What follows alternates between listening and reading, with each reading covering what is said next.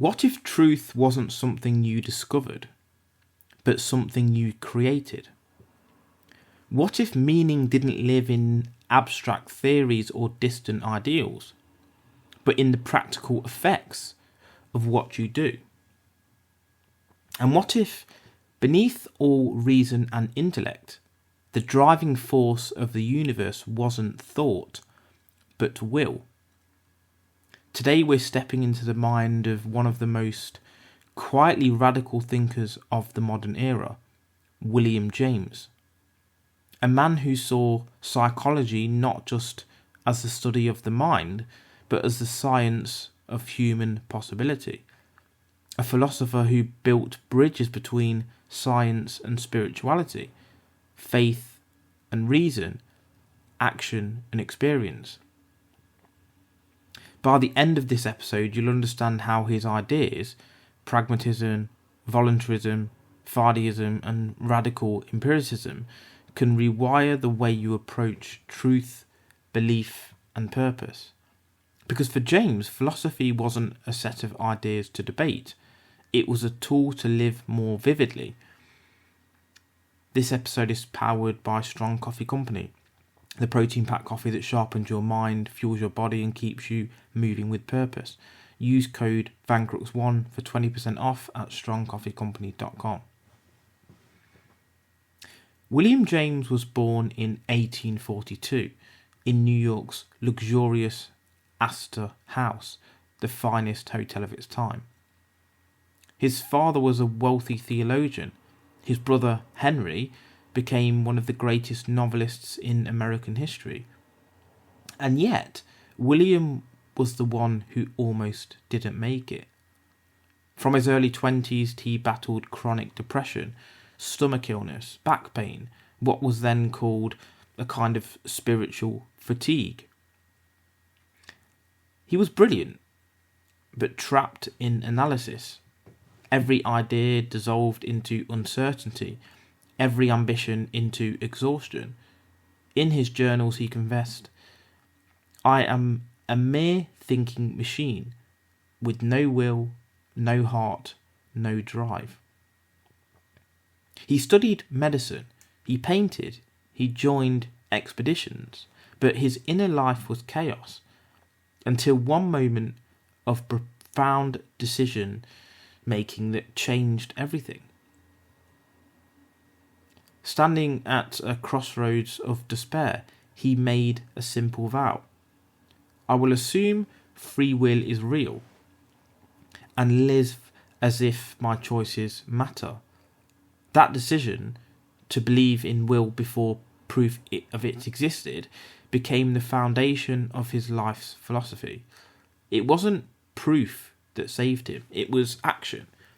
From that moment, he devoted his life to answering one question: how can we live meaningfully when certainty is impossible? To understand James, start with his cornerstone of pragmatism. Imagine two explorers in the Arctic. One believes land exists beyond the fog, the other doesn't. They both look identical in reasoning, but one keeps rowing. Only one survives.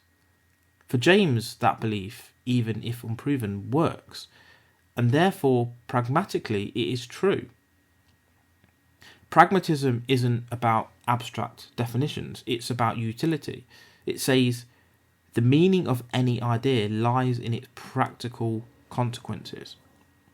If a belief makes you more alive, more resilient, more able to act, that's its truth.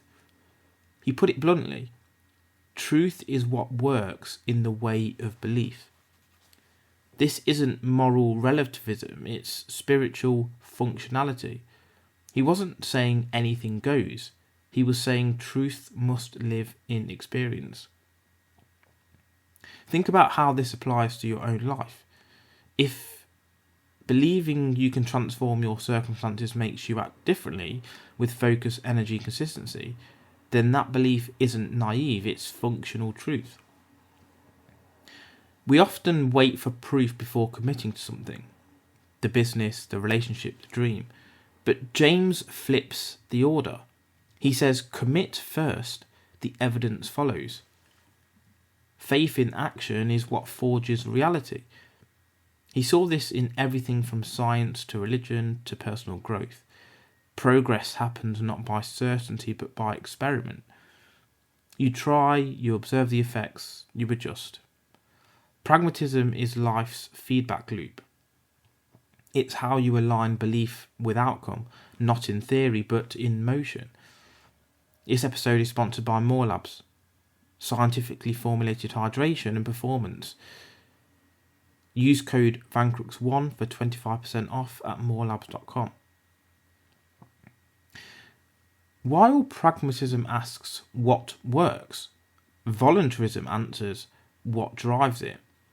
For James, the answer was will, not reason, not emotion, but a deeper current that pushes life forward.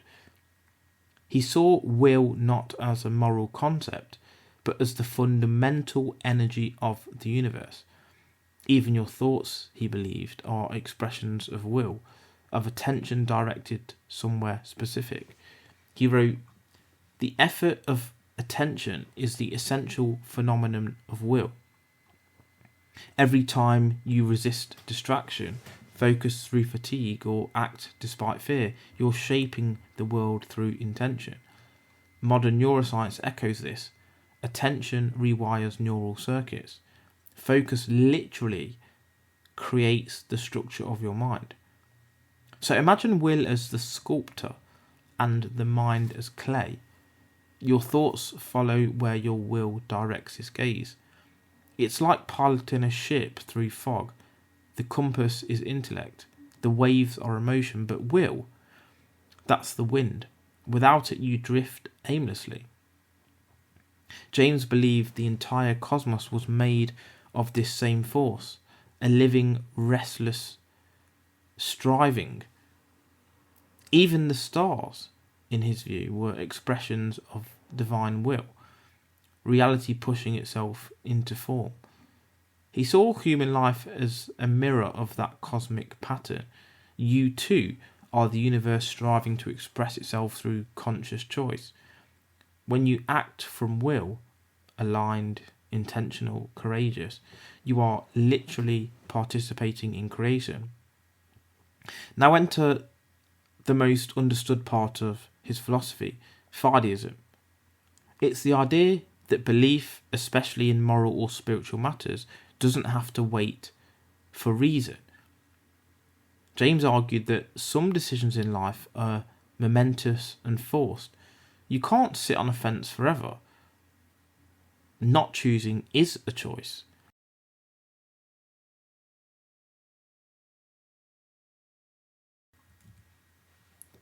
He wrote in The Will to Believe, "Faith in a fact can help create the fact." In other words, believing something can make it real. When a mountaineer leaps over a crevasse, the belief that he will make it is part of what gets him across. When the entrepreneur bets everything on an idea, his or her faith transforms possibility into reality. When someone chooses love after a heartbreak, that belief revives connection itself. James didn't see this as religious dogma, it was existential realism. He believed faith wasn't irrational, it was life's engine.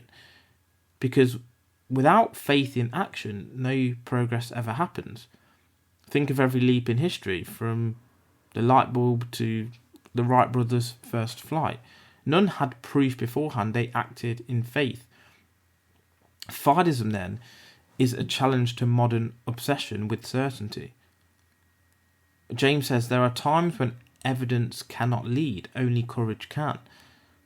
Essentially, he's referring to as well religious side of things, where he believes like the faith of things are more important than the logic behind it. The view that religious belief depends on faith or revelation rather than reason, intellect or natural theology, and that religious belief is at least not less rational than atheism or agnosticism, even if it's not necessarily more rational.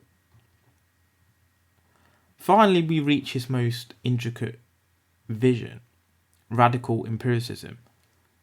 This was James's answer to the age-old divide between mind and matter. Traditional empiricism said, knowledge comes from sensory experience. James agreed, but went further. He said experiences don't depend on a deeper substance, whether mind or matter. Instead, experience itself is the fundamental fabric of reality. He described life as a humming, buzzing confusion, raw, direct, before we carve it into categories. We don't stand outside experience observing it, we're in it, woven into its flow. Imagine the universe not as a machine, but as a living network of experiences, touching, merging, remembering, and knowing each other. You are a node in that web, an experience of experiences. Your consciousness isn't in your head is in consciousness. When you change your experience through perspective or gratitude or awareness, you don't just alter your feelings, you alter the world you live in. Because the world, in James's philosophy, is nothing but the ongoing relationship between experiences. This ties everything together. Pragmatism tells us truth lives in results. Voluntarism shows that will fuels those results. Fideism gives us the courage to believe it before proof. And radical empiricism reminds us that life itself is a flowing field of experiences, constantly responding to how we engage in it. In essence, William James gave us a map for spiritual practicality, a philosophy not for ivory towers but for life. James often described consciousness as a stream, not static thoughts or frozen moments, but a continuous current. And that current, he said, is where transformation lies. When you align will with purpose and belief with experience, you start to steer that stream intentionally. That's when philosophy becomes movement, when ideas become action.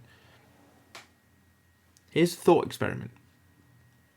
Imagine your life as a river. At first, it winds through confusion, noise, emotion, uncertainty. But every choice you make, every belief you commit to, every act of will, it sharpens the flow, carving its own direction. The river doesn't ask for proof before it moves, and in doing so it creates the proof. That's William James's message to every thinker, every dreamer, every person standing at the crossroads of doubt and leisure.